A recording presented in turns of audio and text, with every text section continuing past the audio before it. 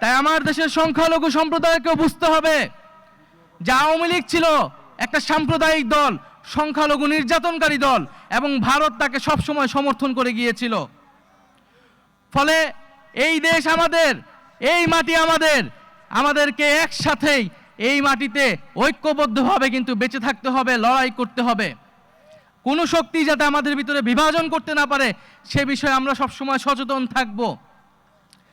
আজকে এই আন্তর্জাতিক মানবাধিকার দিবসে আমি ফিলিস্তিনের মুক্তিকামী জনতার প্রতি সংহতি জানাচ্ছি। যেই জায়নবাদী শক্তি সেই ফিলিস্তিনীয় মানবাধিকার হরণ করছে তার বিরুদ্ধে নিন্দা জানাচ্ছি, এবং পুরা বিশ্ববাসীকে এই ফিলিস্তিনের মানবাধিকারের পক্ষে দাঁড়ানোর আহ্বান জানাচ্ছি। একমাত্র ওয়ালটন এসি দিচ্ছে 1 বছরের রিপ্লেসমেন্ট গ্যারান্টি।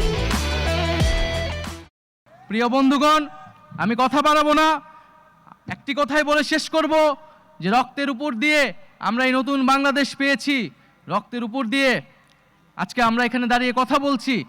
ফলে এই যে রক্তের যে আমরা প্রতিশ্রুতি, যে সেই বিচার অবশ্যই আমরা করব, এবং সেটার জন্য আমাদের যে জাতীয় ঐক্য, জাতীয় সংহতি, সেটি সবসময় আমাদেরকে রক্ষা করতে হবে।